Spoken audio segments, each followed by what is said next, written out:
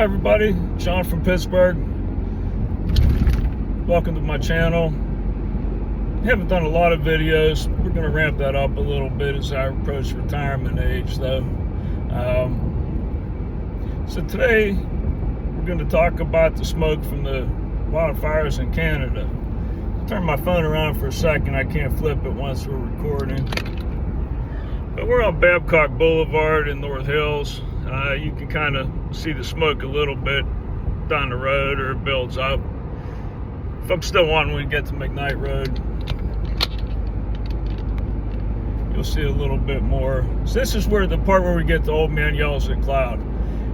People are clutching their pearls, losing their minds over some smoke from wildfires in Canada, which I would think is pretty diluted by the time it gets down here. But you can see it, you can smell it, you can feel it. And people with asthma or respiratory issues, yeah, you should probably stay inside, okay? My son has asthma, I get it. But if you're old like me, I'm 65. If you're old like me, we remember back in the 60s and 70s, the air was like this almost every day. Because almost every town had a steel mill in it. Things smelled funny. You could smell industrial smells, chemicals. But to us at that time, it smelled like jobs and money. Like nobody minded. Of course, all that's gone now. Air's as clean as it's ever been. And we got a few million less people in southwestern Pennsylvania because there's not enough jobs. Okay. But smoke from Canada, in a couple days, it'll dissipate. It'll be gone. Not a big deal. Nothing to worry about.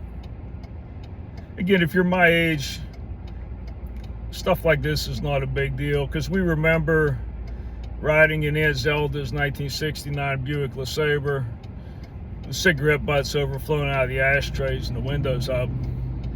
That was a whole lot worse than the air we have outside now, riding with Aunt Zelda. And she had the curlers in her hair and bobby pins and a moo-moo dress, chain smoking one cig after the other. Okay? If you're my age, you remember that. Because Aunt Zelda had to take you somewhere, ball practice or whatever, because your family only had one car. Dad was at work. Mom didn't have a car. You know, you had somewhere to go. You know, so Aunt Zelda came and picked you up. All right? Not that big a deal. Not that bad. It'll go away.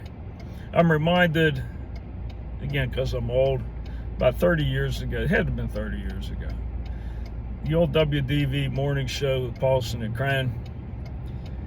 Their guest one day, because he was doing a live show in Pittsburgh, was Tommy Chong from Cheech and Chong. One of the funniest things I ever heard on the radio. At that time, there were forest fires in West Virginia. The smoke was coming up into western Pennsylvania. And you could smell it. Actually, that was worse. You could smell it a lot worse then. So they open the show, Tommy Chong comes on and says, "How you doing, Tommy?" He says, "Oh man, I woke up this morning and said, who's burning one?" If you know Tommy Chong, you know what he's talking about. Burning one. Anyway, it'll go away, no big deal. Again, if you have asthma, respiratory issues, yeah, stay inside. Okay? But people clutching their pearls, making a big deal, it'll go away. We're not that bad. We lived through worse. Okay? In the 1940s, the height of World War II steel production, there's pictures of downtown Pittsburgh. They had the street lights on at noon. It looked like it was dark from all the smoke. Okay? I'm not saying air pollution is a good thing, water pollution is a good thing. No.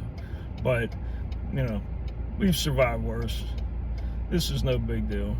Okay, and in fact, it's Mother Nature acting a little bit. You need to clear out the forests occasionally and they grow again. You know, that's how that works. The other thing I saw in the news yesterday, or on Facebook, I think it was, pretty soon they're going to sink the ocean liner, the SS United States, off the coast of Florida and the Gulf of Mexico. So now people are worried about the chemicals in the paint going to be in the water. Well, number one, the earth is what, 2/3 ocean, 2/3 water. The ocean's a pretty big place.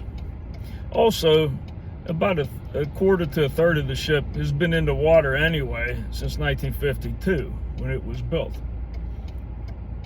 So if there's any issues with the paint, yeah, the ship's been in the water for over half a century already. The other thing, the ship has not run under its own power since 1969. So if you wanted to save it, yeah, it had plenty of time to save the ship. Do I think the USS United States should be saved? Yes. Because it holds the transatlantic speed record for an ocean liner. My wife and I have been on several cruises, just down the Caribbean, hanging out, going around, not setting speed records. But that was a massive ship. It had a top speed of about 44 miles an hour, which is flying in the water. It's something that's historic like that. Yeah, I do think it should have been saved or restored. The only way to make it, the only way it probably could have made that happen would have been years ago for the United States Navy to take it over, make it like a training vessel or something like that, purpose it for the Navy to run. Because it did not make money as a cruise ship, it lost money. Again, the ship hasn't sailed under its own power since 1969. But at this point, it's been gutted. They're ready to sink it off the coast of Florida. Okay. Again, ocean's a big place. There's a whole lot of ships already at the bottom of the ocean that had either been sunk in wars or by accident or whatever. There's a whole lot of ships at the bottom of the ocean, and submarines and everything else. Okay. Plus, thought occurred this morning before my time, but back in the early 1950s, our government used to detonate nuclear bombs under the ocean, underwater in the ocean, just for shits and giggles. Okay. You might want to visit Bikini Atoll and eat any food that's grown there. I wouldn't advise that. It's probably still radioactive.